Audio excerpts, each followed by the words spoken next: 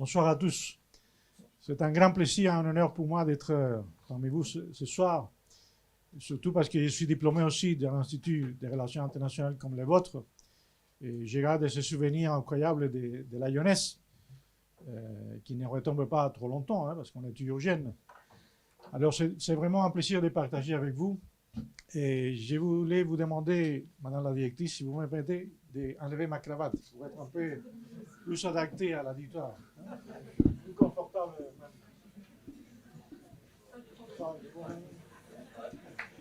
Alors,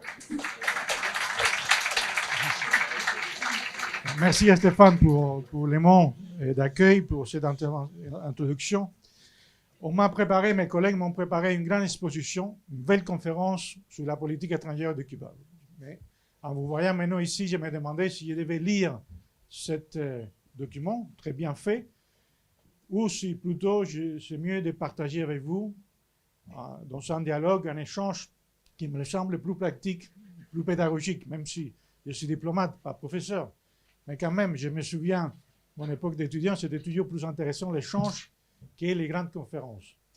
Alors, je vais laisser les papiers et je vais faire une exposé très générale avec quelques réflexions pour passer après à répondre à vos questions sur les thèmes qui vous intéressent le plus. On va parler de Cuba, la politique étrangère. Bon. Cuba, un petit pays, un tout petit pays des Caraïbes, 120 000 km², mais avec une histoire très particulière. Depuis 5 siècles, on s'est battu pour notre indépendance, notre souveraineté. 1492, Christophe Colomb découvert Cuba. Depuis lors, on a souffert le colonialisme espagnol très fort, ça a marqué beaucoup notre histoire. Dans beaucoup de pays de l'Amérique latine et des Caraïbes, vous connaissez, il y a même des populations indigènes qui ont survécu le colonialisme. Pas à Cuba. Vraiment, notre population autochtone a été complètement exterminée par le colonialisme qui était très, très dur. Alors déjà, pendant les 18e, 19e siècles, on a commencé la lutte pour l'indépendance de Cuba du colonialisme espagnol. Ça a coûté la vie, surtout. Ça a coûté. Non, ça marche. Ça marche? Oui, ça marche. Ça a coûté la vie pendant la fin du 19e siècle à des centaines de milliers de Cubains qui se sont battus pour devenir, pour la première fois, un pays indépendant, pour avoir vraiment la souveraineté qu'ils cherchaient dans la guerre contre l'Espagne qui avait colonisé Cuba. À la fin du 19e siècle, 1898, déjà quand l'armée rebelle cubaine était presque au point d'avoir l'indépendance, parce qu'ils avaient vaincu l'armée espagnole, alors il s'est produit l'intervention militaire américaine. On a signé à l'époque, 1898, les accords de Paris, parmi lesquels les États-Unis rendaient à l'Espagne des territoires dans d'autres régions du monde et l'Espagne laissait les Américains le contrôle de Cuba. Depuis le début du 19e siècle, 1823, les Américains ont créé la doctrine Monroe, qui clairement établissait l'Amérique pour les Américains. Parce que c'était dans la pensée de l'élite politique américaine depuis l'époque d'avoir vraiment le contrôle de la situation dans les continents des Amériques. Alors, Cuba était pour eux une perle dans les Antilles. Ils voulaient toujours avoir le contrôle de Cuba et c'était vraiment quelque chose qu'ils envisageaient toujours à un moment donné de faire sortir l'Espagne du contrôle de cette île au centre des Amériques, la clé de la mer des Caraïbes, qui a une position vraiment stratégique. Avec l'intervention américaine en 1898, Cuba est tombé sous le contrôle des États-Unis. Et vraiment, les années après, les décennies après, on a vu vraiment devenir Cuba une néocolonie totale des États-Unis. Bon, vous avez vu peut-être les films de l'époque, les films Les Parents, dans lesquels on montre comment la mafia américaine contrôlait les casinos, les hôtels, et toute l'économie cubaine était vraiment sous contrôle américain. Alors, dans les années 50, déjà il y a eu, avant même dans les années 30, 1930, il y a eu une première révolution qui avait l'objectif d'avoir finalement l'indépendance du contrôle américain. Et après, finalement, pendant les années 50, à la fin des années 50, on a eu ce nouveau mouvement révolutionnaire qui a amené finalement au triomphe de la Révolution le 1er janvier 1959. Pour la première fois dans l'histoire de Cuba, on est devenu un pays souverain et indépendant. Et ça a marqué vraiment les points de changement de notre politique étrangère. Avant, un pays dépendant, pour des raisons historiques, pendant la colonie de l'Espagne, après les États-Unis, 1959, pour la première fois, Cuba devient un pays souverain indépendant et pour la première fois commence à développer une politique étrangère à partir des intérêts nationaux. La priorité, à partir de ce moment-là, c'est facile d'imaginer, c'était de conserver cette souveraineté et indépendance qui avait coûté tant d'années, tant de luttes et tant de vies. Une des premières visites que Fidel Castro avait fait à l'étranger, en 1959, c'était où? Quelqu'un peut le dire? À Washington. Il est allé rencontrer le président américain, qui a refusé de le recevoir, mais il a quand même été reçu par son vice-président, Richard Nixon à l'époque. Le message que Fidel Castro a amené dans sa visite, c'était la volonté et l'intérêt de Cuba de maintenir une relation de voisinage normale, de respect avec les États-Unis. En sachant que nous, les nouveaux États cubains, voulaient être maîtres de ces affaires, avoir le contrôle des ressources naturelles, de l'économie pour développer les pays, mais en maintenant une relation normale avec les États-Unis. On connaît bien l'histoire après. Les Américains, une fois que les processus de nationalisation ont été faits dès le début de l'année 1959, qui a touché directement les intérêts économiques américains à Cuba, alors ils ont commencé à appliquer une politique de guerre économique, de guerre politique, d'isolement diplomatique contre Cuba, même à partir de l'année 1959. Le blocus économique, commercial et financier contre Cuba a commencé en 1961. Ça fait beaucoup d'années.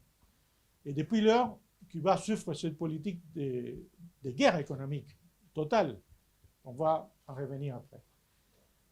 À partir de ce moment-là, nous avons cherché de nouveaux partenaires parce que la réalité, c'était que la politique américaine a suivi l'objectif d'isoler complètement Cuba. Cuba a été expulsé en 1961 de l'Organisation des États américains. Beaucoup de pays, tous les pays de l'Amérique latine, à l'exception du Mexique, ont rompu des relations diplomatiques avec Cuba. Tous les pays du continent se sont liés aux Américains concernant l'application de la politique d'isolement contre Cuba, à l'exception, comme j'ai dit, du Mexique et du Canada. Mais le reste des pays des Amériques ont travaillé pour l'isolement de Cuba. Alors, il a fallu à ce moment-là chercher d'autres partenaires. Et c'est à partir de ce moment-là qu'on a commencé une relation plus étroite et directe avec l'Union soviétique à l'époque et les pays socialistes de l'Europe de l'Est. Vous connaissez l'histoire après. Bon, l'intérêt et la volonté essentielle, c'était de maintenir la souveraineté de Cuba, notre indépendance, et en même temps de développer les pays. On a pris le contrôle de nos ressources naturelles, on a pris le contrôle de notre économie, on a développé tout un processus de nationalisation, en tenant compte des principes du droit international, des principes de la loi cubaine qui existait même avant le triomphe de la Révolution.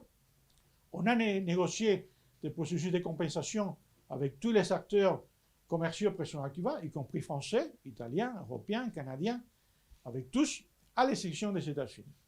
Les compagnies américaines, parce que c'était l'objectif du gouvernement américain, n'ont jamais accepté de négocier avec Cuba des compensations à cause du processus de nationalisation ou des nationalisations qui ont été faites au début des années 60. Mais avec le reste des pays, tout ça a été fait. On a vécu vraiment une période très difficile pendant les années 60, même début des années 70, et après, on a commencé à sortir de cet isolement. Notre politique étrangère, dès le début, elle était centrée sur le respect au droit international, la défense de la paix, la défense du multilatéralisme, la défense à l'autodétermination du peuple, à l'intégrité territoriale, le respect de chacun, de chaque État, à déterminer son modèle social, politique et économique, sans ingérence extérieure. Ces principes ont été toujours à la base de notre politique étrangère. Ce sont les principes qui continuent à conduire notre politique étrangère. Alors après, déjà pendant les années 70 et surtout les années 80, notre relation avec le monde s'est beaucoup développée. Il y a eu, comme vous connaissez bien, le processus de décolonisation des pays de l'Afrique, de l'Asie. Nous savons toujours, dans le sein du mouvement des pays non alignés, on a été toujours un acteur important depuis 1959 du mouvement des pays non alignés. Fidel Castro a joué un rôle essentiel dans ce mouvement-là. On a été toujours très favorable au processus d'indépendance des anciennes colonies, en Afrique, en Asie et ailleurs. Et on a été toujours aussi très favorable, on a toujours été en faveur des luttes des peuples latino-américains contre les dictatures qui ont existé dans notre continent pendant les années 60 et les années 70. Alors c'était notre objectif essentiel pendant toutes ces périodes-là, c'était d'élargir de plus en plus nos relations diplomatiques, nos relations avec le reste du monde. Et ça a été vraiment le grand succès de notre politique étrangère. Malgré la permanente hostilité des États-Unis, malgré cette politique permanente d'isolement de Cuba, nous avons réussi, dans les années, à nous ouvrir et à développer nos relations avec le monde. Aujourd'hui, nous avons des relations avec 190 États membres des Nations Unies. Et 7 autres acteurs internationaux, l'Union européenne, les Saint-Sièges, l'Ordre des Malte, l'État palestinien, la République arabe sahraoui démocratique, entre autres. Nous sommes un acteur dynamique des relations internationales. Nous sommes un pays fondateur des Nations Unies depuis 1945 et on continue à être un acteur actif dans tous les organes des Nations Unies. Malgré le fait d'être un petit pays, nous avons un grand réseau diplomatique. Ça nous a amené aussi à faire un grand effort du point de vue économique et financier, mais aujourd'hui, nous avons 122 ambassades partout dans le monde. Pour un petit pays comme Cuba, ça signifie vraiment un grand réseau diplomatique. Aujourd'hui, nous avons à Cuba 121 ambassades des pays étrangers accréditées à La Havane. Il y a une large représentation de tous les continents. Évidemment, tous les pays de l'Amérique latine et des Caraïbes ont des ambassades à Cuba. Nous avons des ambassades de la même façon dans les 32 États de l'Amérique latine et des Caraïbes, au Canada évidemment. Et depuis l'administration Obama, on a aussi notre ambassade à Washington, plus récemment. Dans notre politique étrangère, une des grandes priorités, c'est évidemment notre région, notre voisinage. On a toujours cherché une relation étroite avec les pays de la région. Et malgré l'isolement des débuts des années 60, comme je vous l'ai dit, on a rétabli cette relation, on a ouvert nos ambassades, on a établi des relations diplomatiques et aujourd'hui, malgré les différences politiques et idéologiques évidemment qui existent avec certains États latino-américains, on maintient une relation assez normale avec tous les pays, avec quelques exceptions actuellement, on pourrait en parler après. Mais nous gardons les 32 ambassades partout, même dans les petits États caribiens de notre région. Et pour nous, c'est une priorité de continuer à renforcer les liens avec la région. Nous défendons toujours l'intégration de l'Amérique latine et des Caraïbes. Nous sommes favorables à la consolidation de la communauté des États latino-américains et caribiens, la CELAC, parce que c'est le seul cadre régional dans lequel tous les pays du sous-continent latino-américain et caribien sont représentés. Et nous sommes très très favorables et nous réitérons toujours le principe de la nécessité d'être unis au niveau régional pour être plus forts au niveau international. C'est pour cela que nous défendons dans notre région l'intégration de l'Amérique latine et les Caraïbes. Et notre principe, c'est l'unité dans la diversité. C'est clair, on n'est pas tous pareils, on a des différences culturelles, historiques, des langues même. Mais c'est important, malgré les différences qui peuvent exister, d'être capable de nous rassembler pour travailler ensemble sur les éléments d'intérêt commun. Et c'est pour cela que Cuba, avec d'autres partenaires de la région, nous continuons à travailler fortement pour l'intégration, la vraie intégration de l'Amérique latine et les Caraïbes, surtout au niveau de la CELAC. Mais aussi, nous participons dans d'autres scénarios régionaux, l'Association d'États des Caraïbes. On travaille étroitement avec les pays du CARICOM, au niveau des Caraïbes, et aussi avec d'autres cadre d'intégration régionale. Au Canada, avec le Canada, on a toujours maintenu une relation étroite. Comme je vous l'ai dit, le Canada, c'était le seul pays de l'Amérique du Nord, bon, alors, évidemment, les États-Unis avaient une autre position, qui ont maintenu une relation normale avec Cuba. Ils n'ont jamais interrompu les relations avec Cuba malgré la pression qu'ils ont reçue de Washington. Le Canada a toujours été un partenaire important de Cuba. Aujourd'hui, c'est le principal investisseur étranger à Cuba, un partenaire commercial important. On a ici un ancien ambassadeur du Canada qui nous accompagne aussi, qui connaît très bien l'histoire des relations entre Cuba et son pays.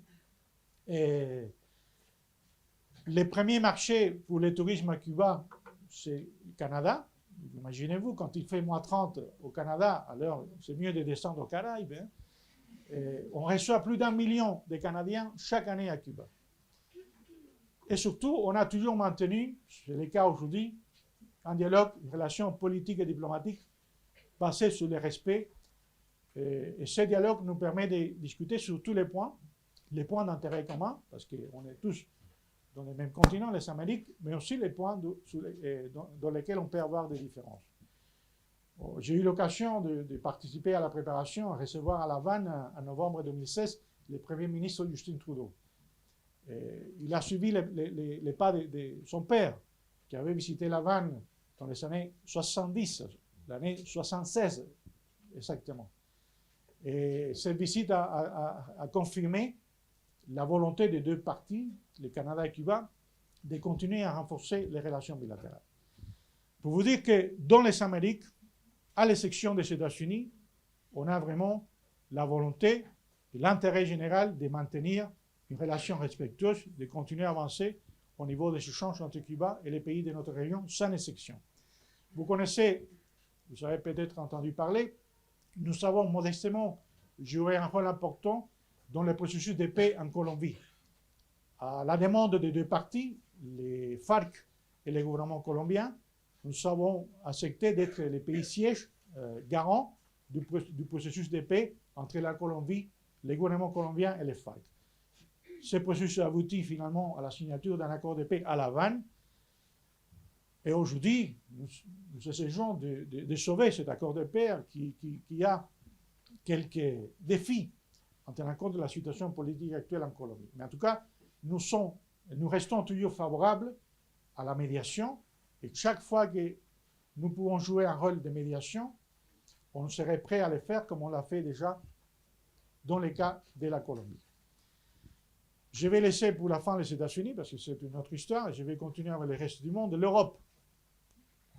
Ou même avant l'Europe, l'Afrique. Avec l'Afrique, on a aussi des relations très étroites.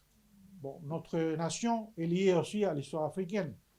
Vous savez, la nation cubaine est le fruit de ce mélange de races d'origine.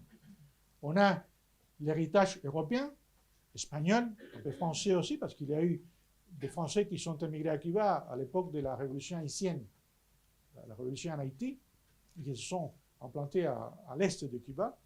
Mais on a ces racines européennes. Et on a d'autre côté les racines africaines. Beaucoup des esclaves ont été amenés de l'Afrique, surtout l'Afrique centrale, vers Cuba pour travailler dans les plantations de canne à sucre pendant la période coloniale espagnole. Et ça a créé la nation cubaine, qui est une jeune nation. Une nation qui était vraiment formée au XVIIe, XVIIIe siècle.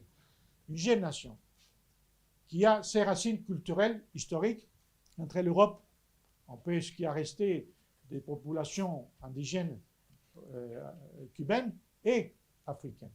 C'est pour cela que nous avons toujours, depuis 1959, donné une priorité importante à notre relation avec l'Afrique. On a beaucoup investi, on a ouvert des ambassades et on a aussi développé notre politique étrangère sur d'autres principes que je n'avais pas mentionnés. C'était l'internationalisme, c'est l'internationalisme, la solidarité et la coopération internationale. Malgré le fait d'être un petit pays, nous avons fait beaucoup d'efforts en coopération internationale. Plus d'1 million de Cubains ont travaillé pendant 50 ans dans 160 pays du monde en tant que coopérants, dans les domaines de la santé, de l'éducation, du sport, dans les domaines de l'assistance scientifique, technique, etc. Aujourd'hui, 40 000 Cubains travaillent en tant que coopérants dans plus de 60 pays du monde. En Amérique latine, au Caraïbes, en Afrique, en Asie, au Pacifique même. Et on a toujours donné une grande priorité à la coopération.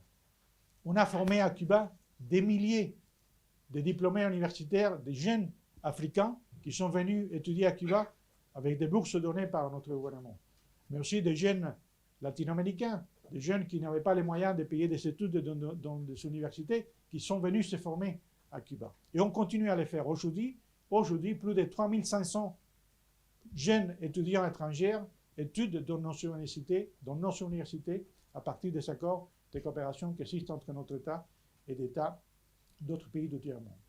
Alors la coopération a toujours resté un élément essentiel de notre politique étrangère. Et le principe, c'est, même si Cuba, tout le monde le sait, n'est pas un pays riche, au contraire, mais notre principe, c'est de partager les paix que nous avons. Et notre grande richesse, parce que vous connaissez, Cuba n'est pas un grand pays, n'est pas un pays de grandes ressources naturelles. Il y a de belles plages, de très beaux endroits, mais pas de grandes ressources naturelles. Notre grande richesse, c'est l'homme, c'est la femme, c'est les gens qui sont formés. Parce que c'est sur cela qu'on a beaucoup investi pendant plus de 50 ans, dans la formation de l'être humain. Et on a vraiment la capacité d'avoir une société bien formée, bien éduquée, qui est même en capacité de prêter la coopération à d'autres qui ont des situations plus difficiles que la nôtre, qui ont besoin de cette expertise, de cette coopération. Et on continue à le faire, malgré la complexité du contexte économique. Pour nous, la coopération internationale restera toujours un élément essentiel de notre politique étrangère. On le fait avec les différentes régions que je viens de mentionner, l'Afrique, l'Amérique latine, l'Asie. En Asie, la même chose. On continue, on a toujours développé nos échanges. Aujourd'hui, je pourrais dire qu'il y a sans doute des pays avec lesquels on a une certaine relation plus privilégiée. Les principaux partenaires de Cuba, j'ai mentionné le Canada, mais il y a aussi la Russie, la Chine, le Vietnam, le Venezuela, entre autres. Pour parler de l'Europe, pour nous, c'est une priorité, ça a été toujours aussi une priorité, la relation avec l'Europe. L'Europe, ça fait partie de notre histoire, comme je vous l'ai dit. L'influence de l'Espagne, d'autres pays européens, la France, l'Italie, dans notre société, dans notre culture, dans notre histoire, a été toujours importante. Alors l'Europe a été toujours un partenaire important de Cuba. L'Europe représente aujourd'hui, surtout les pays de l'Union européenne, un quart de nos échanges commerciaux avec le monde. On reçoit chaque année à peu près 1 million de touristes européens qui visitent Cuba. L'Europe, les entreprises européennes sont très présentes à Cuba, représentent un acteur important en ce qui concerne les investissements étrangers à Cuba. Nous avons réussi, pendant une longue période de négociations, on a réussi en 2016 à signer un accord de dialogue politique et de coopération avec l'Union européenne. On avait établi en 1988 les relations diplomatiques avec la Commission européenne à l'époque, les communautés européennes à l'époque. Pour des raisons politiques, l'Union européenne n'était pas en capacité de négocier un accord de Cuba, mais finalement, on a réussi à le faire pendant les années 2000, et en 2016, on a signé cet accord de dialogue politique et de coopération. Aujourd'hui, pour Cuba, l'Union européenne reste un partenaire essentiel. Notre volonté, notre intérêt, c'est de continuer à renforcer les échanges avec l'Union européenne. L'accord signé en décembre 2016 nous a permis de développer un important dialogue politique sur tous les domaines sans exception, y compris les questions comme les droits de l'homme. On discute sur tout sans problème. On est ouvert à discuter sur toutes les questions. Et on travaille sur beaucoup de domaines de coopération avec la Commission européenne, avec ses États membres. Dans les années 2000, on a aussi beaucoup avancé en ce qui concerne nos relations bilatérales avec les pays membres de l'Union européenne, bilatéralement, avec les différents États membres de l'Union européenne. Il y a des pays avec lesquels on a toujours entretenu d'importants échanges, d'importantes relations, l'Espagne, l'Italie, la France, l'Allemagne, le Royaume-Uni, entre autres. Et l'intérêt, c'est de continuer à faire avancer les rapports, les échanges avec l'Union européenne. Avec la France, pour mentionner, parce que c'est aussi un partenaire très important pour nous, il faut dire que depuis le général de Gaulle, on a toujours maintenu une bonne relation avec la France. Bon, cette politique extérieure gaulliste qui mettait au centre de l'action extérieure l'intérêt national et l'indépendance nationale a permis à la France, depuis l'époque, de maintenir une relation de respect avec Cuba, malgré la politique d'isolement imposée par Washington. Et pendant les différentes périodes, les différentes époques, les relations entre Cuba et la France ont été des relations respectueuses, constructives et positives. La France est un important partenaire commercial pour Cuba. Nous recevons chaque année à peu près 200 000 touristes français à Cuba.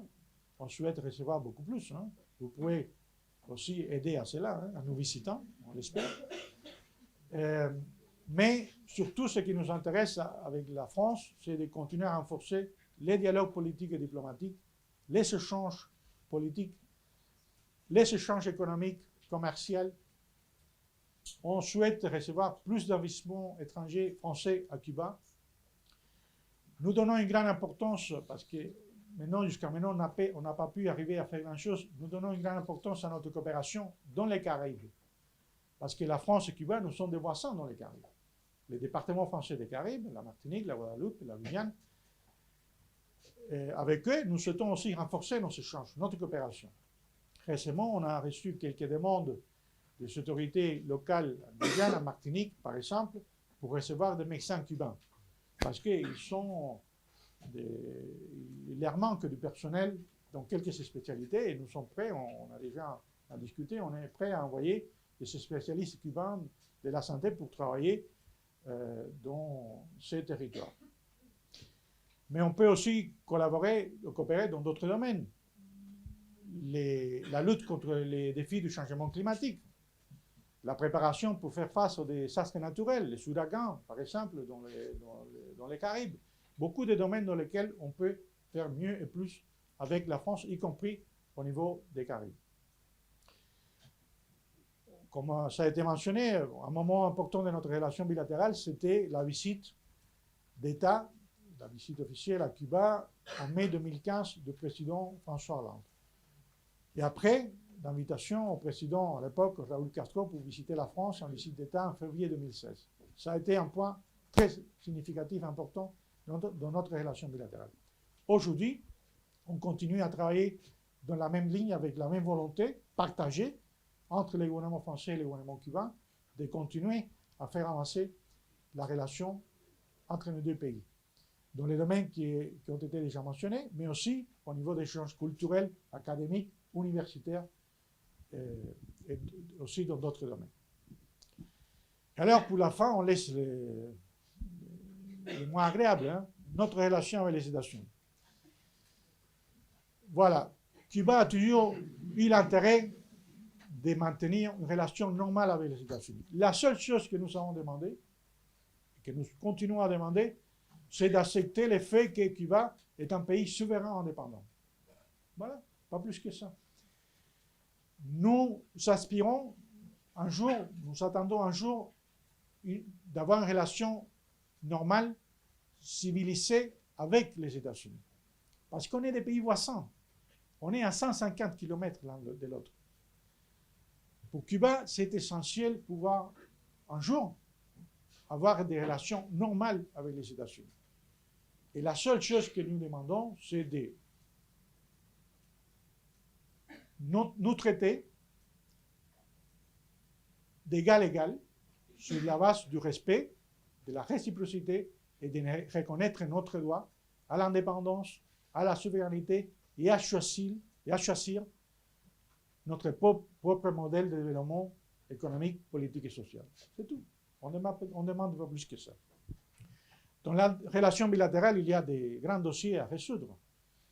Le plus important, c'est la question du blocus économique, commercial et financier imposée à Cuba, qui a coûté depuis 1959 plus de 163 milliards de dollars, ce qui est beaucoup pour l'économie cubaine. Le blocus économique américain contre Cuba constitue le principal obstacle au développement de Cuba. Et ce n'est pas seulement une question des relations entre les États-Unis et Cuba, mais c'est surtout l'impact extraterritorial de cette politique. C'est difficile d'imaginer. Mais tous les jours, il y a une mesure qui touche l'économie cubaine à partir de l'application du blocus. Cuba, par exemple, vous connaissez, on est une île. Pour arriver à Cuba, il faut venir en bateau ou en avion. Hein. Alors nous, on ne peut pas acheter des avions Boeing, parce qu'ils sont produits par les États-Unis. On ne peut pas acheter des avions Airbus, parce qu'ils sont plus de 10% des composants américains. Alors, on est obligé d'utiliser des avions russes, parce qu'il n'y a pas d'autre option. On ne peut pas acheter des médicaments, des matières premières, des aliments dans les marchés américains, parce que c'est interdit par la loi du blocus américain. Et les Américains, en même temps, essayent d'empêcher une meilleure relation de Cuba avec le reste du monde. Vous connaissez les sanctions, par exemple, des banques françaises qui ont travaillé avec certains pays sous sanctions américaines, y compris Cuba. La banque BNP Paribas, il y a quelques années, a dû payer 10 milliards de dollars aux autorités américaines pour travailler avec certains pays, y compris Cuba. Société Générale a dû payer, il y a 3 ans, une amende de 3,4 milliards d'euros par la même raison. Alors, vous n'imaginez pas combien difficile est pour nous de trouver une banque en Europe et en France qui soit disposée à travailler dans des conditions normales avec nous pour soutenir nos opérations commerciales avec des entreprises françaises ou d'autres. Parfois, des compagnies françaises qui exportent du blé à Cuba, ils doivent financer ces opérations par des banques canadiennes, parce qu'ils ont du mal à trouver des banques françaises disposées à le faire à cause de l'impact de cette politique extraterritoriale des lois américaines. Pour vous donner quelques exemples. Alors pour nous, la priorité, c'est un jour d'avoir une relation normale avec les États-Unis qui puisse nous permettre de travailler normalement avec le reste du monde. C'est de cette seule façon qu'on pourra développer tout notre potentiel comme nous le souhaitons. On a eu une période différente, surtout les 2 dernières années de l'administration Obama. On a rétabli les relations diplomatiques. On a rouvert les ambassades à La Havane, à Washington. Obama lui-même a visité Cuba en mars 2016. On attendait les débuts d'une politique différente de la part des États-Unis. Pendant cette période-là, on a signé 23 accords bilatéraux. On a établi une coopération dans différents domaines. Mais personne ne pouvait imaginer qu'un certain M. Trump arriverait à la Maison-Blanche. C'est ce qui s'est passé. Et alors, le scénario a changé complètement. Depuis l'arrivée du président Trump à la présidence, tout a changé. Tous les progrès qu'on a eus avec l'administration Obama a fait marche arrière. Aujourd'hui, on est dans les pires moments de nos relations avec les États-Unis parce que l'administration Trump essaye, par tous les moyens, d'étouffer Cuba, d'empêcher notre relation avec le monde, d'empêcher que des compagnies étrangères viennent à Cuba, et il s'applique n'importe quel moyen pour nous créer des difficultés dans nos plans de développement à court, moyen et long terme. Mais malgré ça, on continue à travailler. On continue à nous développer. On est toujours là, c'est le premier grand succès. On est toujours là. Même si on est un petit pays, on est toujours là. Et on sera toujours là. Et on continue à développer notre pays, malgré ces difficultés. Pour le faire, nous sommes ouverts à renforcer de plus en plus nos relations avec tous les partenaires du monde qui sont intéressés à travailler avec Cuba sur les bases que j'ai mentionnées. Le respect, la réciprocité et l'égalité. Merci beaucoup. J'espère que ce n'était pas trop. Merci beaucoup, Monsieur l'ambassadeur. Alors, je pense qu'il va y avoir énormément de questions. Donc on va essayer de se passer le micro. Il y en a une là-bas et il y en a une plus près. Donc je commence par ici.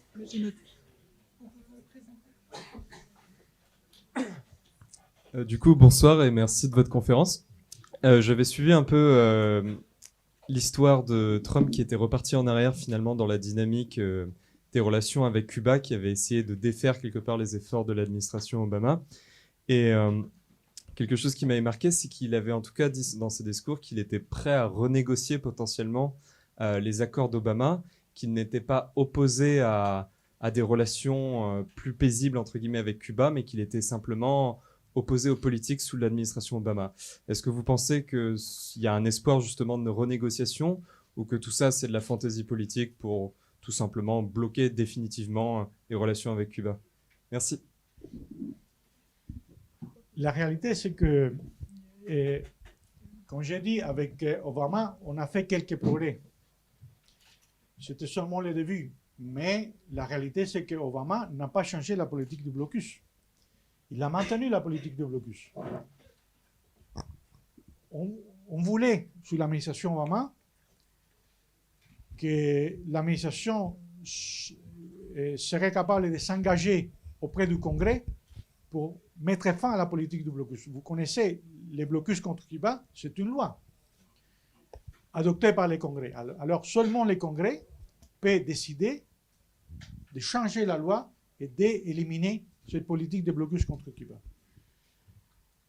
La réalité, c'est que Trump, il a fait tout le contraire Obama, dans tous les domaines. L'accord de Paris sur le changement climatique, l'accord nucléaire iranien, le multilatéralisme. Je voulais parler de ça dans mon exposé. Pour nous, une priorité, comme pour la France, c'est la défense du multilatéralisme, surtout dans les conditions du monde actuel. Alors, on se demandait au début comment ça va se passer avec Trump. Un homme d'affaires, peut-être il est intéressé à développer les relations commerciales. Il y a eu quelques-uns qui disaient, bon, peut-être, il voulait même investir et construire un Trump Tower à La Havane.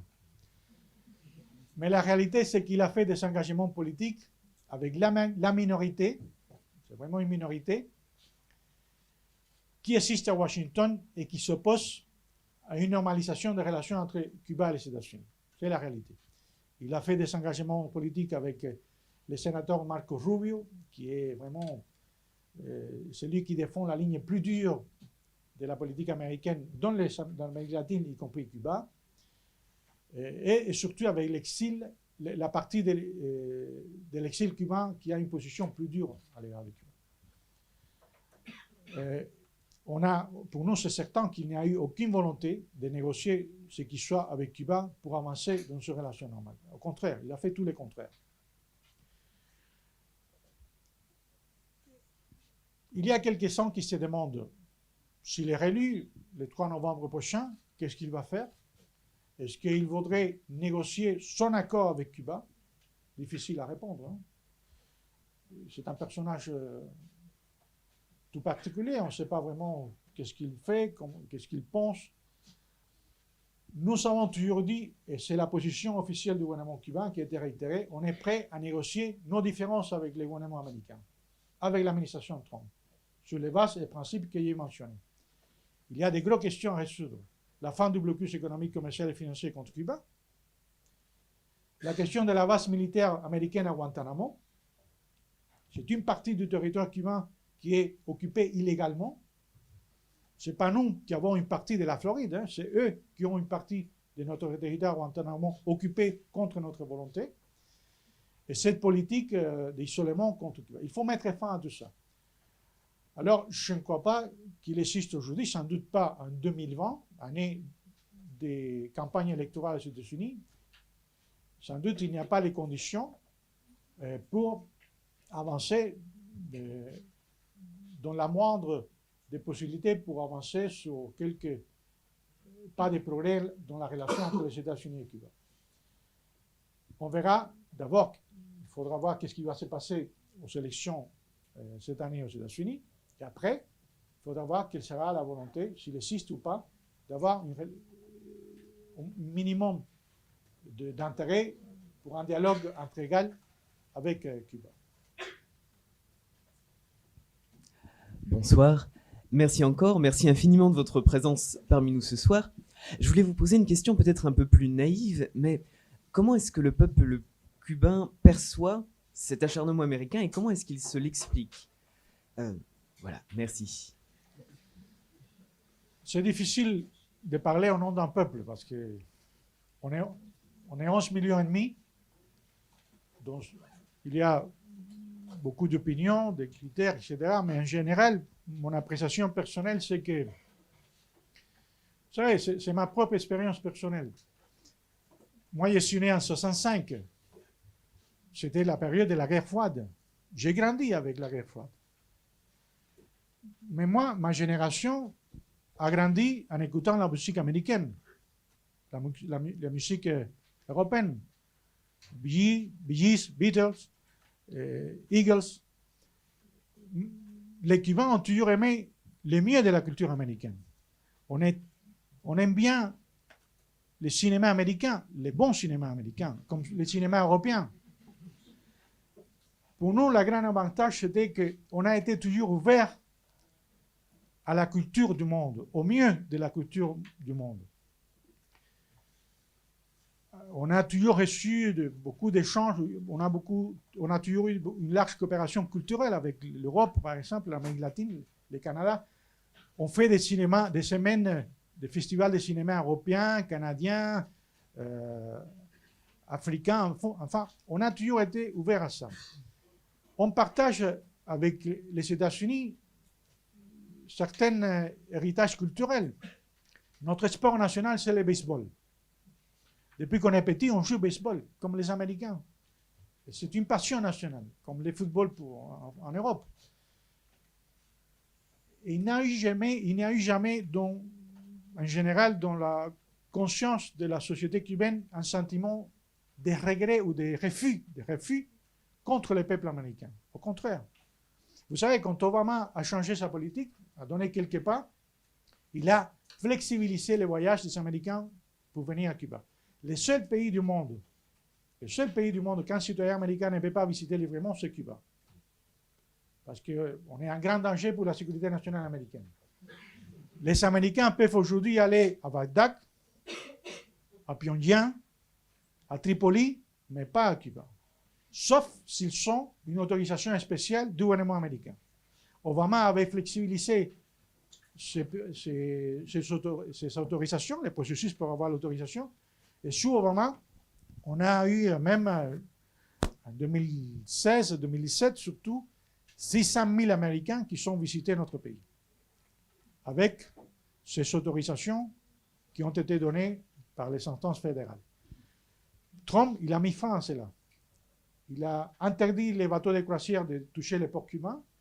Il a interdit les vols réouverts sous Obama des compagnies américaines à partir des aéroports des États-Unis vers les aéroports cubains à la seule exception de La Havane. Il a interdit tous les vols charters des États-Unis vers Cuba. Mais malgré tout ça, on n'a jamais eu un sentiment de refus contre le peuple américain. Au contraire, on essaie toujours d'organiser des échanges académiques, culturels, sportifs, des équipes américaines de baseball ou de boxe qui viennent à Cuba, les nôtres qui vont là-bas, s'ils ont l'autorisation du département d'État, qui devient de plus en plus difficile à obtenir. Mais notre intérêt, c'est de continuer ces échanges. C'est une question intéressante. Non, notre problème, c'est avec les gouvernements américains qui ont soutenu et maintenu ces politiques, pas avec les peuples américains. Parce que la réalité, c'est que dans la société américaine, il y a beaucoup de monde qui s'oppose à cette politique. Obama a changé sa politique à l'égard de Cuba parce qu'il savait, et les sondages le démontraient, qu'une majorité des Américains étaient en faveur d'une relation normale avec Cuba. Obama avait changé sa politique à l'égard de Cuba parce qu'il savait que la majorité des Cubains aux États-Unis étaient favorables à une relation normale, qui puisse les permettre de venir visiter les pays, même investir, envoyer de l'argent à la famille à Cuba. Pourquoi pas? Et Trump, il fait complètement autre chose. Alors, non, on n'a aucun problème avec les peuples américains, ce que nous souhaitons, c'est pouvoir un jour avoir en face de nous un gouvernement qui puisse représenter les vrais intérêts du peuple américain pour avoir une relation normale entre peuples et entre gouvernements. Bonsoir monsieur. Merci beaucoup d'être venu nous parler à l'Hillery ce soir. C'est pas tous les soirs qu'on reçoit un ambassadeur en fonction. Vous avez réussi.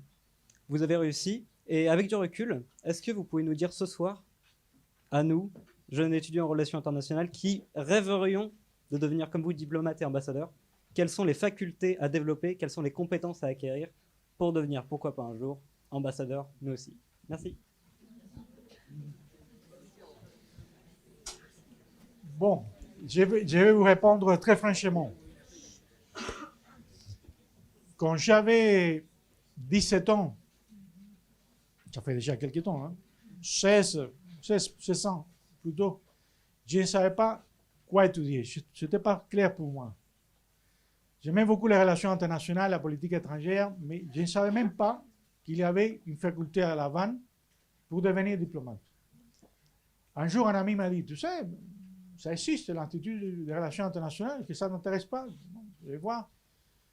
Je me suis présenté aux examens, on a réussi, et j'ai fait 5 années d'études dans notre institut supérieur pour devenir diplômé en relations internationales. C'est vrai que, bon, de certaines manières, dans notre profession, l'aspiration, c'est d'un jour devenir ambassadeur. Mais mon conseil personnel, c'est de ne pas penser à ça. Il ne faut pas penser à ça.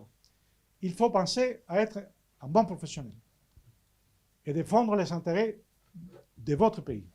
Ça, c'est l'essentiel. Bien se préparer, bien se former, étudier en profondeur et surtout être un bon professionnel.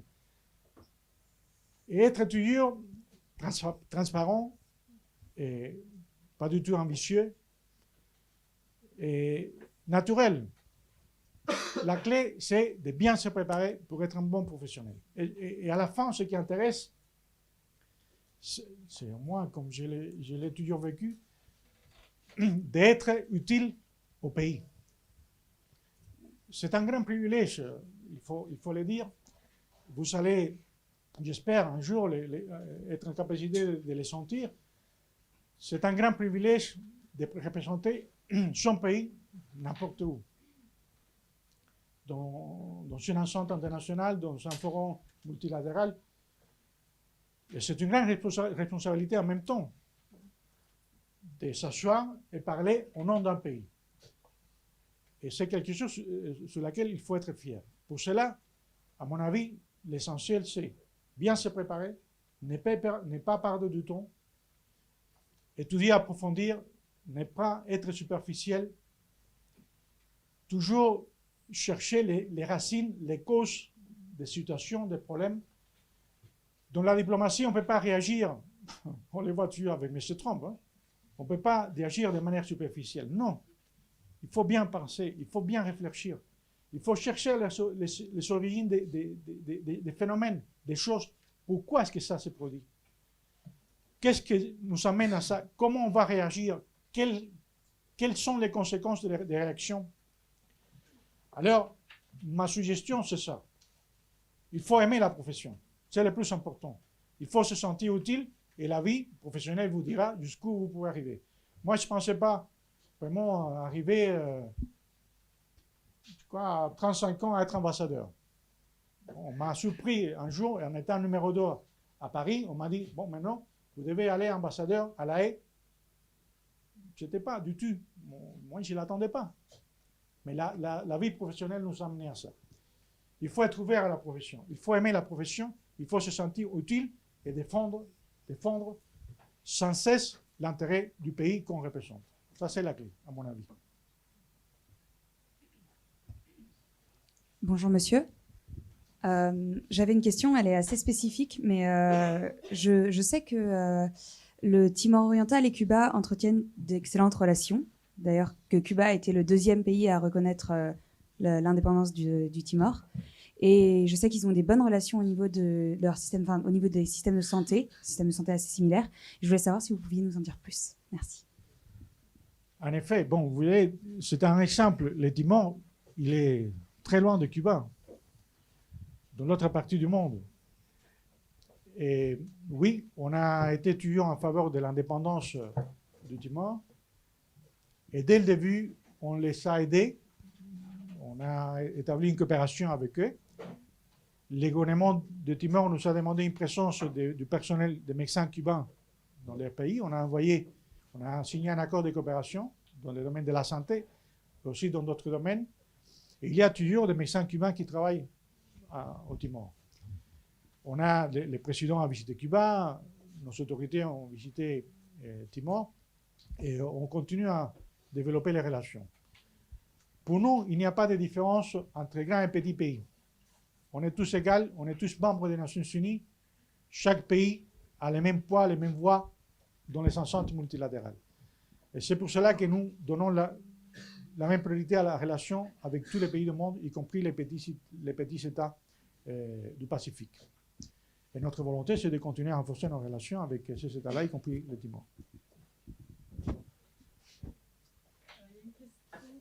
Combien de personnes ici parlent espagnol? Bien, bien, bien, mais il faut encore, il faut encore. La prochaine question en espagnol. Alors, ça c'est essentiel pour un diplomate. Vous le savez, les langues, essentielles. C'est essentiel. Alors, il faut apprendre l'espagnol, hein? Il faut apprendre l'espagnol aussi. Oui. Non, je prends Ah si. Ma question va porter En français, pas en espagnol. Ouais. Ma question va porter sur les récentes ingérences qui ont été commises par les États-Unis, notamment en Bolivie avec la destitution d'Evo Morales. Qu'est-ce que vous pensez, vous, en tant que diplomate et en tant que représentant de Cuba, des récentes manœuvres américaines, notamment en Bolivie, avec la destitution d'Evo Morales, et on le voit encore avec, au Venezuela, avec le soutien américain à Juan Guaido. Quel est le point de vue de Cuba sur la question et comment s'opposer à ces ingérences? Oui, bon. Nous avons une position très claire, basée sur les principes que j'ai mentionnés des politiques étrangères. Il faut respecter l'indépendance, la souveraineté des États. Aucun pays a le droit de faire l'ingérence dans les affaires intérieures d'un autre État. Et on a vu ce qui s'est passé en Bolivie. Et un processus électoral, un candidat qui avait été le premier dans son premier tour et qui finalement était disposé à aller en deuxième tour, et les forces, surtout les militaires et la police, a décidé de changer, de ne pas respecter les règles du jeu démocratique et d'imposer d'autres autorités de facto. Cuba, dès le début, a dénoncé les coups d'État en Bolivie. Nous n'avons pas reconnu, on ne va pas reconnaître les autorités de facto dans ce pays-là. Et ce qu'on souhaite, c'est le rétablissement de la vie démocratique normale en Bolivie. On entretenait des relations excellentes avec le président Evo Morales. On avait 10 000 médecins qui travaillaient en Bolivie, dans les régions les plus éloignées du pays. Les médecins sont rentrés à Cuba parce que les nouvelles autorités ont refusé la permanence des médecins cubains en Bolivie. On a retiré notre personnel. Ils n'étaient pas là parce qu'on les souhaitait, ils étaient là parce que c'était demandé par les autorités boliviennes. Mais c'est vraiment, ça démontre l'hypocrisie de la politique américaine. Ils parlent beaucoup de démocratie, mais quand il y a un coup d'État pareil, ils ne disent pas, ils ne disent rien. Ils ne disent rien. La situation au Venezuela, nous demandons la même chose. Il faut laisser les Vénézuéliens résoudre leurs problèmes par la voie du dialogue et de la négociation. Il n'y a pas d'autre solution. Et nous insistons toujours, même avec nos partenaires européens, sur la nécessité de créer des conditions, créer un climat qui puisse amener au dialogue aux différents partis en conflit au Venezuela. Il faut laisser les Vénézuéliens résoudre leurs problèmes. Il y a un gouvernement élu démocratiquement, il y a un président élu démocratiquement, nous respectons ça. Nous respectons l'indépendance et la souveraineté du Venezuela et nous sommes contre l'ingérence américaine au Venezuela. En même temps, nous sommes favorables à un dialogue pour trouver la paix sociale au Venezuela, parce que les pays en avaient besoin, sans ingérence étrangère. Ça, c'est un principe qui est au centre de notre politique extérieure. Bonsoir, monsieur. Je vais saluer la présence de mon frère, l'ambassadeur du Venezuela, Michel Mujica, qui est là. Ok, je pose ma question. Je vais poser une question sur les médias. Non, je ne savais pas que tu étais là. Hein. Ah bon. Ouais, Bon. Et je profite pour les saluer et pour réitérer devant vous l'engagement de Cuba avec la révolution bolivarienne au Venezuela, le soutien au peuple vénézuélien, au président Maduro, contre l'offensive de la politique américaine qui essaye de déstabiliser ces pays frères. Ouais. Bonsoir, monsieur. Justement, le thème de l'ingérence et la position ferme de Cuba contre l'ingérence dans les différents pays du monde. Qu'avez-vous à répondre aux gens qui parlent d'une ingérence cubaine au Venezuela actuellement? La première question, c'est qu'il faut dire quelle est la base de cette question. Sur base de quoi on peut parler d'une ingérence cubaine au Venezuela? On parle, les Américains disent par exemple qu'ils renforcent la politique aujourd'hui contre Cuba parce que Cuba soutient le régime Maduro et le régime Maduro est sous le contrôle des autorités cubaines. Ils parlent de 30 000 militaires cubains au Venezuela, etc., etc. La réalité, la vérité, c'est que nous avons vraiment des milliers de Cubains au Venezuela, des médecins. On a aujourd'hui 27 000 médecins cubains au Venezuela qui travaillent là dont les médecins vénézuéliens ne peuvent pas aller parce qu'ils n'ont pas assez de personnel pour travailler. Et on essaye de donner ce soutien au peuple vénézuélien. On n'a jamais fait la moindre ingérence dans les questions vénézuéliennes. Parce que nous demandons la même chose pour nous. On n'accepte pas à aucun pays, de venir nous dire ce que nous devons faire.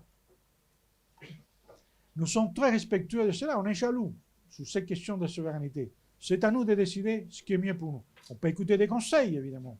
On dialogue, on peut étudier des expériences, mais on n'accepte jamais des personnes, que ce soit de quelle région du monde, de venir nous dire qu'est-ce que nous devons faire à Cuba. Et sur la base du même principe, jamais dans notre histoire de politique étrangère, depuis 1959, on n'a jamais dit à personne, même les pays les plus près de nous, qu'est-ce qu'ils doivent faire. S'ils nous demandent une opinion, on dit notre opinion. Et c'est à eux de décider.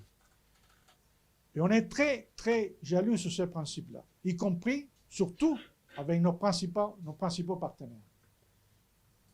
On a un excellent dialogue avec les autorités vénézuéliennes. On n'a jamais intervenu sur une décision de Venezuela. C'est à eux de le faire. C'est à eux de le faire. Donc, monsieur, j'ai une question précise. Est-ce qu'il y a une présence militaire cubaine au Venezuela? C'est faux, complètement faux. Okay. Vous pouvez l'écrire, le dire et le publier. C'est complètement faux. On a une armée de médecins cubains au Venezuela. Ça, c'est la réalité. Oui, bonsoir monsieur. Si tu as une autre opinion, tu le dis. Hein? Je partage l'opinion de l'ambassadeur. Franchement. Oui, ma question à moi porte en fait sur l'explication du changement de position des États-Unis vis-à-vis de Cuba et notamment l'influence du lobby anticastriste à Miami et son rôle dans la prise de décision des États-Unis vis-à-vis de Cuba. Parce que si vous me permettez, il y a une petite différence entre Obama qui n'avait plus de mandat à briguer et qui a entamé le rapprochement cubain sur la fin de ses 2 mandats et Trump qui commence, enfin maintenant qui a entamé et qui va briguer un second mandat. Je vous remercie. C'est vrai ce que vous dites. Nous, on a voulu vraiment avancer plus tôt sous l'administration Obama. Ce n'était pas le cas. Ils ont attendu le deuxième mandat parce que la réalité, c'est que dans la politique américaine, un président, depuis qu'il est élu, il commence à penser à sa réélection. C'est comme ça que le système fonctionne. Et dans le cas des États-Unis, proposer un changement de politique à l'égard de Cuba, c'était un pas important en politique intérieure. Même en politique intérieure, en étant un sujet de politique étrangère. Parce que la question Cuba est une question domestique aux États-Unis. C'est une question qui joue au niveau des élections, surtout dans quelques États comme la Floride. Alors, la réalité, c'est qu'aujourd'hui, je vous le réitère, toutes les études qui ont été faites par des sociologues, les sondages sérieux qui ont été faits, démontrent que une majorité des citoyens américains sont favorables à une relation normale entre les États-Unis et Cuba. Si les États-Unis ont été capables d'avoir une relation normale avec le Vietnam, un pays avec lequel ils ont eu une guerre importante, un pays dans lequel 50 000 Américains ont décédé dans ces conflits, s'ils ont été capables d'établir une relation normale avec le Vietnam, un pays socialiste aussi, pourquoi pas avec Cuba? Quel danger représente Cuba pour la sécurité des États-Unis? La réalité, c'est que même aujourd'hui, il y a un lobby important, minoritaire mais important, du point de vue politique et économique, lié à la ligne plus dure représentée dans l'exil cubain aux États-Unis. C'est surtout les représentants de l'ancienne génération, ceux qui ont émigré au début de la Révolution. La loi de la nature va permettre un jour que ces mentalités changent. Parce que les générations qui viennent après, avec quelques exceptions, comme celui de Marco Rubio, malheureusement, mais les générations qui sont nées après n'ont pas ce même esprit. Les Cubains nés aux États-Unis après 1959, ils sont à notre regard, majoritairement, de dire mais pourquoi pas avoir une relation normale, pourquoi pas pouvoir nous visiter réciproquement. Ils ne partagent pas notre modèle, ils ne partagent pas notre idéologie, ils ne partagent pas nos points de vue politiques, mais ils ne les partagent pas non plus avec d'autres pays, des pays arabes dans lesquels le modèle démocratique n'est pas non plus très clair, les pays pétroliers ou d'autres pays socialistes comme la Chine, le Vietnam, enfin. La réalité, c'est que c'est un secteur toujours minoritaire, mais fort et pressant, avec un impact important à Washington. La grande priorité, c'est que ce n'est pas facile, ce n'est pas évident, que Cuba devienne une priorité pour l'opinion publique américaine, qui n'est pas le cas aujourd'hui. Petit pays. Bon, la priorité pour l'opinion publique américaine, c'est la situation aux États-Unis. Les questions en dehors des frontières, c'est moins important en général pour une bonne partie de la société américaine. Alors, le grand défi pour nous, c'est de continuer à travailler avec les secteurs de la société américaine pour qu'ils se rendent compte de la nécessité de ce changement de politique, pour avoir une relation normale entre deux pays voisins. Mais ce n'est pas évident, ça demande du temps et du travail. Mais sans doute un jour, je peux vous le dire franchement, un jour, ça va changer. Un jour, nous on l'espère bien, on pourra avoir une relation civilisée avec les États-Unis. Ça doit arriver. La vraie question, c'est quand? Est-ce que ça sera ce siècle ou le prochain? Mais ça va arriver. Ça va arriver. Bonsoir, monsieur l'ambassadeur. Merci beaucoup pour votre conférence et de venir partager votre expérience et votre savoir. J'aimerais vous poser deux questions. Tout d'abord, comme cela a été rappelé en introduction, Cuba s'est fait un nom dans l'histoire avec une certaine conception du monde. pas une conception idéaliste, pas une conception spirituelle, mais votre propre conception.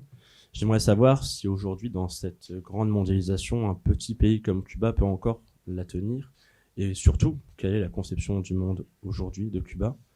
Et une deuxième question peut-être un peu plus extérieure. Il y a un article est paru il y a 2 semaines dans un journal français, Le Canard enchaîné, faisant écho à plusieurs anciens diplomates et ambassadeurs français, travaillant désormais dans de grandes firmes étrangères dans le privé, qui donc pose un certain problème éthique. Et j'aimerais savoir quelle est votre position et si c'est quelque chose d'assez fréquent dans le monde diplomatique. Merci. Bon, sur la deuxième question, on respecte les choix des anciens ambassadeurs français. Hein. On ne se mêle pas de ça. Et c'est une question d'éthique à débattre en France. Comment les fonctionnaires publics ou anciens fonctionnaires publics doivent mener sa vie professionnelle après. Moi, je ne sais pas ce que je vais faire après ma retraite comme ambassadeur. Hein. Je ne sais pas si je vais travailler dans le secteur privé ou pas, ou si je vais me dédier à l'éducation de mes petits-enfants. Enfin, je crois que c'est une question à chaque société de voir comment mener ces affaires-là. La seule question pour moi qui est claire, c'est que pendant qu'on est dans la fonction publique, dans la fonction d'un diplomate du pays, il faut s'attacher à ça. Il faut travailler pour ça, et plus rien que ça. Pour un bon ambassadeur, c'est ça ce que j'espère être un jour. Aujourd'hui, on parle partout de la diplomatie économique. Tous les pays en ont besoin. Alors, tout est lié. Aujourd'hui, la diplomatie, c'est tout ensemble. On ne peut pas être un bon diplomate seulement si on travaille sur les questions politico-diplomatiques. Il faut travailler dans le monde actuel avec priorité les questions économiques, commerciales. Comment promouvoir mieux les capacités du pays pour avoir des échanges avec le monde. C'est une priorité aussi pour la France. Mais la même chose pour les échanges culturels, académiques, universitaires, etc. Tous les domaines sont importants. Alors là, je crois que c'est aux Français de décider comment travailler sur ces questions-là. Et la première question, c'était la vision du Cuba. Oui, je crois que la vision, le monde a changé. Le monde a beaucoup changé. Comme je vous l'ai dit, nos principes de politique étrangère restent les mêmes. Et nous sommes conscients que dans les défis du monde actuel, ces principes sont toujours de plus en plus valables.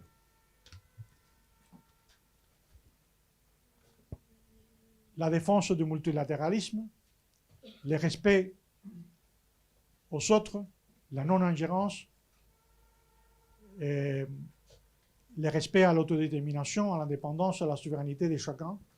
Ce sont la défense de la paix. Le fait de résoudre les conflits ou les différences par la voie du dialogue, de la négociation et pas par la force. Des principes, ce sont des principes de base. Le monde change, il faut s'adapter au changement du monde. Évidemment, surtout pour un petit pays comme Cuba. En gardant les mêmes priorités et principes de politique étrangère. Il n'y a pas de contradiction à cela. Pas de contradiction à cela. Nous pensons qu'il faut travailler pour un monde meilleur. Il faut rétablir les poids du multilatéralisme qui est aujourd'hui en danger. Et nous espérons que l'autre position ne s'impose pas. Là encore, nous partageons les mêmes intérêts de la France. Il faut une plus large coopération internationale pour faire face aux défis du monde actuel, dans tous les domaines, la lutte contre le terrorisme, la lutte contre les changements climatiques, tous les défis du monde actuel. La seule façon de les faire, c'est parmi et à travers la coopération internationale. Il n'y a pas. Isolé, en travaillant tout seul, c'est impossible de le faire. Alors nous, en tant que petit pays, on essaye de nous adapter aux défis et au changement de ce monde sur la base de ces principes-là. Bonsoir monsieur. Quel est l'état des relations diplomatiques et économiques avec l'Angola d'aujourd'hui? Avec l'Angola, depuis l'indépendance, on a d'excellentes relations. Vous connaissez notre participation à la demande du gouvernement angolais à l'époque dans la défense. Là, on a eu des militaires. On a envoyé des militaires en Angola à la demande du gouvernement angolais de l'époque pour faire face à l'invasion de l'armée sud-africaine de l'apartheid pendant les années 70. Après, plus tard, à la fin des années 80, il y a eu des opérations militaires très importantes dans le sud de l'Angola, avec une participation très significative de notre armée, qui a permis de sauvegarder l'indépendance de l'Angola, de créer la condition pour la fin de l'apartheid, d'arriver à l'indépendance de la Namibie. Et aujourd'hui, toujours, nous, on reçoit la reconnaissance de l'Afrique du Sud, de la Namibie, de l'Angola, pour la participation et l'aide de Cuba dans cette période de leur histoire. On maintient une très bonne relation avec l'Angola, une bonne relation politique, diplomatique. On a des échanges économiques et commerciaux aussi. On a une assistance importante technique cubaine en Angola, des ingénieurs, des spécialistes dans différents domaines. Et la relation marche bien. C'est une bonne relation. Il y a des visites de haut niveau entre les deux parties. Et notre intérêt, c'est de continuer à renforcer les relations avec ces pays-là aussi. Bonsoir. Alors moi, j'ai une question simple. Quelle place pour Cuba dans la résolution du conflit palestinien et du conflit syrien? Nous, on est un petit pays. On ne peut pas faire de grandes contributions. Nous, notre contribution, c'est dès le début, de soutenir la cause palestinienne. Dès le début, nous défendons les droits des Palestiniens à avoir leur propre État avec Jérusalem-Est comme capitale. Et nous partageons les principes des deux États qui puissent vivre normalement. L'État israélien, l'État palestinien. On est totalement contre les nouveaux plans du siècle, comme on dit, de M. Trump, qui est vraiment un danger pour la stabilité régionale. Et nous, on est favorable aux résolutions des Nations Unies en faveur des deux États qui puissent vivre en paix. On a toujours travaillé pour la paix au Moyen-Orient, modestement, en tant qu'acteur de la communauté internationale et membre des Nations Unies. Il y a une ambassade de l'État palestinien à Cuba. Les doyens actuels du corps diplomatique à La Havane et l'ambassadeur de Palestine. On a formé des Palestiniens à Cuba dans nos universités avec des bourses de l'État cubain, des jeunes qui sont venus étudier à Cuba pour devenir médecins, professeurs, ingénieurs, etc. C'est notre contribution à leur développement. Un des deux pays du monde avec lesquels on n'a pas de relations diplomatiques, c'est Israël. Parce qu'ils n'ont jamais accepté notre positionnement sur la question palestinienne. Le 7 novembre passé, nous avons présenté une fois encore la résolution à l'Assemblée générale des Nations Unies qui demande la fin du blocus économique, commercial et financier des États-Unis contre Cuba. 187 pays, 187 États membres des Nations Unies ont voté en faveur de notre résolution. Il y a eu seulement 3 votes contre. Les États-Unis, évidemment. Même si Obama, pendant la période d'Obama, ils se sont abstenus une fois. L'Israël, qui suit toujours la position américaine sur ces questions-là. Et M. Bolsonaro, qui avait changé sa position et qui avait voté pour la première fois de l'histoire du Brésil contre ces résolutions. Dommage. Hein? Mais pour nous, on va maintenir la même politique. On est pour la paix au Moyen-Orient en reconnaissant les droits du peuple palestinien à avoir son propre État, son territoire, son indépendance et sa souveraineté.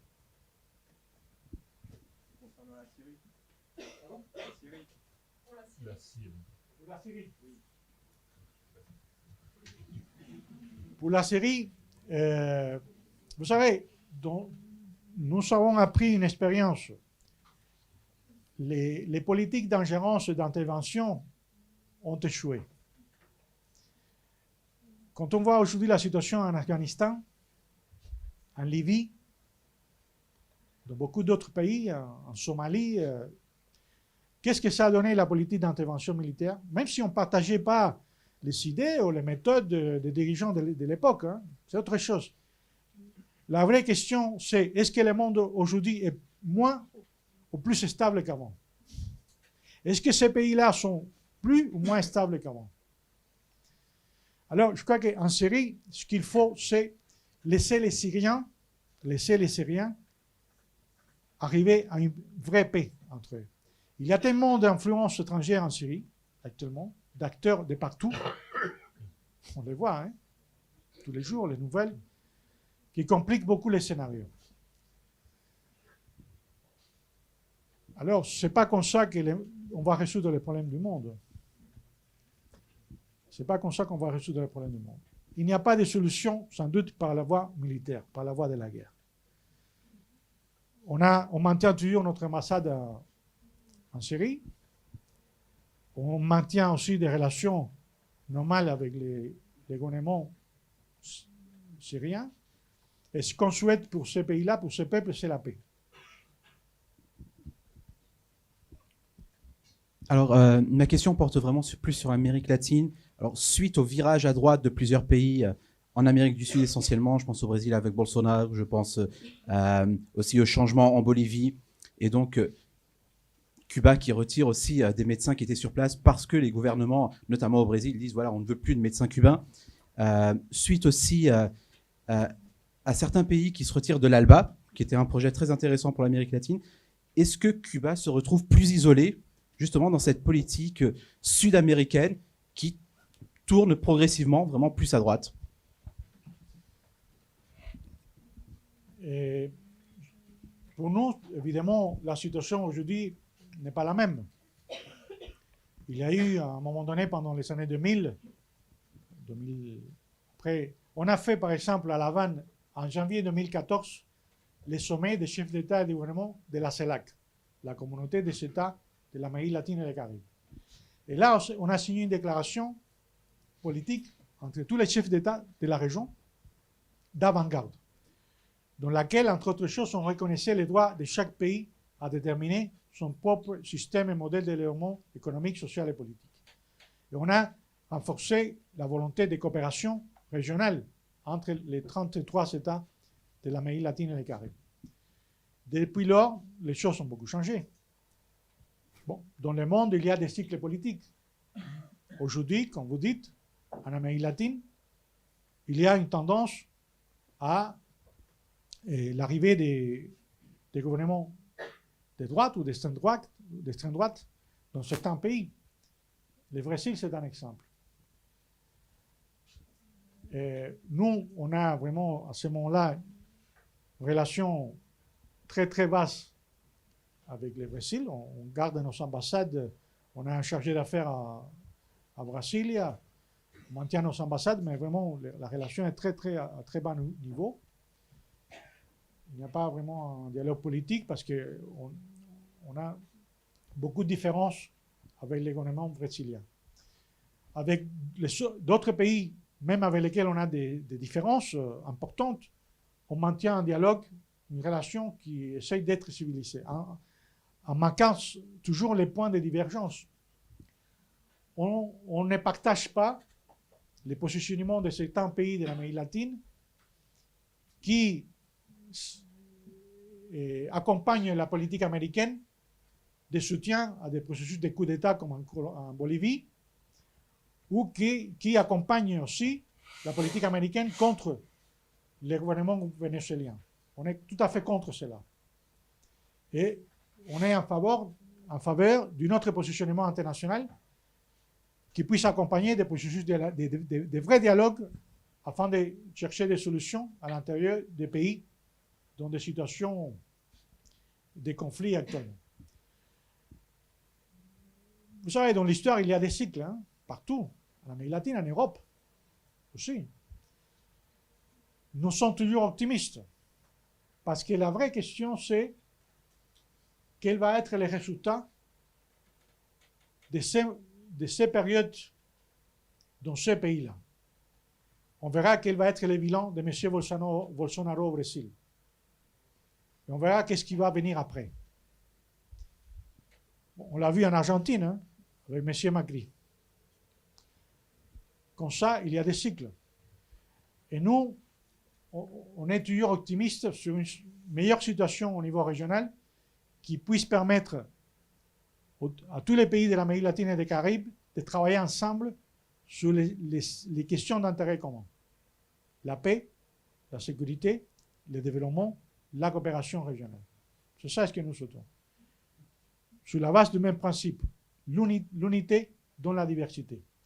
Et sans doute, un jour, il y aura de meilleures conditions pour avancer avec ces objectifs-là. Monsieur l'ambassadeur, je crois qu'on va prendre une dernière question, parce que l'heure se fait tard. Bonsoir, je vais tenter d'être brève. Je voulais juste revenir sur un point qui est souvent revenu, donc le multilatéralisme. Vous avez beaucoup parlé du fait qu'il fallait donc lutter pour préserver ce multilatéralisme, mais dans un cadre où on n'a pas de consensus international, où on n'arrivera pas à avoir de consensus international, est-ce plus une idéologie vers laquelle tendre, ou est-ce un vrai projet à mettre en œuvre? Merci. La vraie question est, quel est le choix? Qu'est-ce qu'on peut faire d'autre? Pour résoudre les problèmes de ce monde, qu'est-ce qu'on peut faire si on ne travaille pas entre tous? Est-ce qu'on peut se permettre qu'un pays impose les solutions souhaitées par au reste du monde? Est-ce qu'on peut se permettre qu'un pays comme les États-Unis ou un président décide quoi faire partout dans le monde? Établir des guerres commerciales contre telle région, ou tel pays, ou telle communauté d'États? Le changement climatique est un vrai défi pour le monde. Est-ce qu'on peut se permettre de ne pas travailler au niveau multilatéral sur ces questions-là? Comment on va résoudre ces problèmes? Comment on va faire face à ces problèmes? Il n'y a pas d'autre choix. C'est vrai que c'est complexe, mais au niveau des relations internationales, il n'y a pas d'autre solution. Il faut travailler pour que les États soient capables de coopérer, de dialoguer et de chercher des solutions conjointes. Il n'y a pas d'autre solution. On ne voit pas d'autre chemin. Dans l'histoire du monde, il y a eu des périodes dans lesquelles, à un moment donné, s'est imposée l'idée de l'unilatéralisme. On le voit aujourd'hui. Est-ce que ça va durer? Je ne crois pas. Ça ne peut pas durer. Il doit s'imposer un sentiment différent, une volonté différente d'être capable de travailler avec d'autres pour des solutions, des défis communs. Sinon, on va tous souffrir les conséquences. Alors, il n'y a pas d'autre moyen, d'autre choix. Il faut continuer à travailler pour peu à peu créer les conditions pour renforcer le système multilatéral. Au niveau régional et au niveau international. Nous sommes défenseurs de la démocratisation des Nations Unies. Parce que c'est vrai qu'il faut adapter. On n'est pas en 1945. Il faut adapter aussi le fonctionnement des Nations Unies pour que soit plus efficace. Nous défendons les droits au élargissement du Conseil de sécurité. Pourquoi maintenir ces mêmes représentations qui datent du siècle passé, de la post-guerre?